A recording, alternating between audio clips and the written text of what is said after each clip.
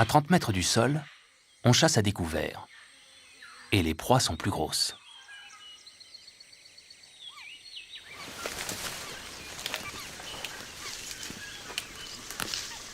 Les troupes de singes se nourrissent de fleurs et de fruits.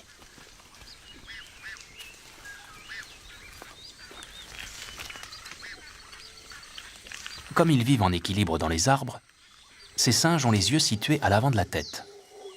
Ils peuvent ainsi mieux évaluer les distances d'une branche à l'autre. L'inconvénient, c'est qu'ils voient mal sur les côtés.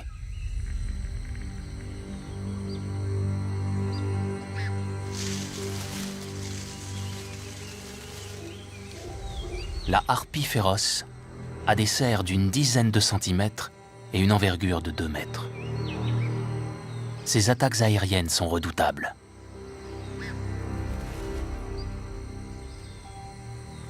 Caché sous la canopée, un singe est hors d'atteinte.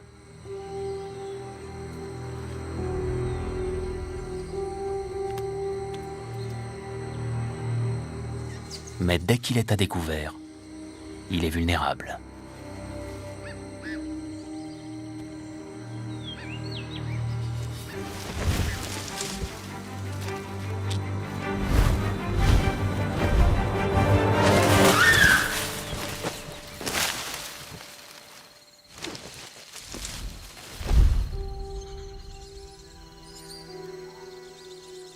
La harpie peut soulever une proie aussi lourde qu'un singe.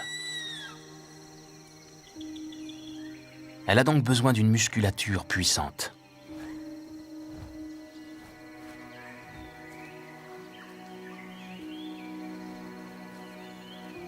L'éducation des petits est très exigeante.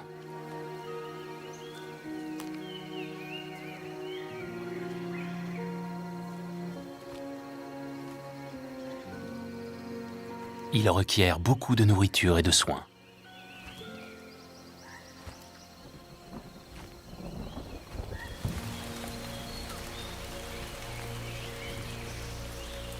Les parents les ravitaillent pendant 2 ans.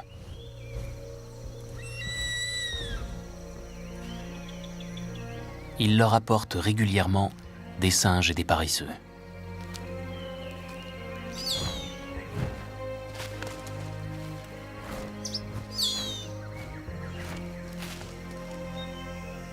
À 1 an, les jeunes harpies sont loin d'avoir terminé leur croissance.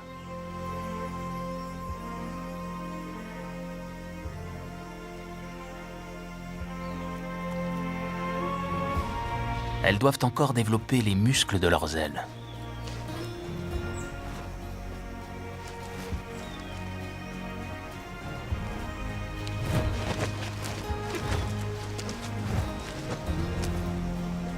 Il leur faut aussi apprendre l'art des embuscades aériennes.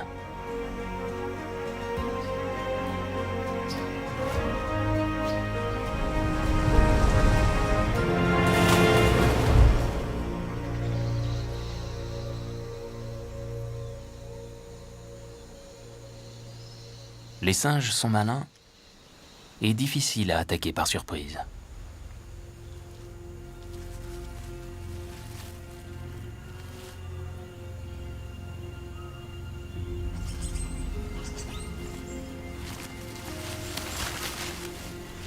La petite harpie s'exerce sur une cible en apparence facile.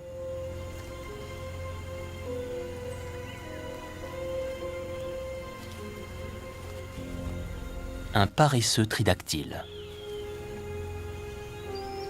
C'est la proie la plus lente de la forêt.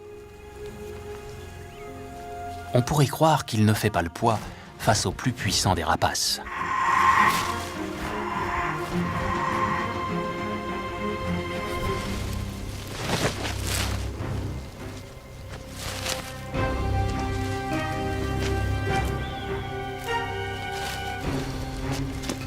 Pourtant, même un paresseux peut riposter.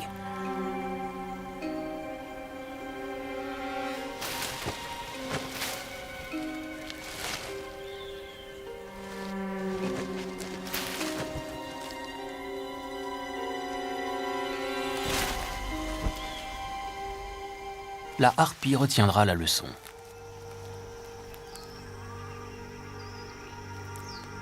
le succès n'est jamais garanti. Ce petit a encore du chemin à faire. Il vit sur le territoire de ses parents, mais bientôt il devra chasser ses propres proies. S'il ne parvenait pas à se débrouiller seul, ses parents le tueraient pour faire de la place à la prochaine portée, plus apte à l'indépendance.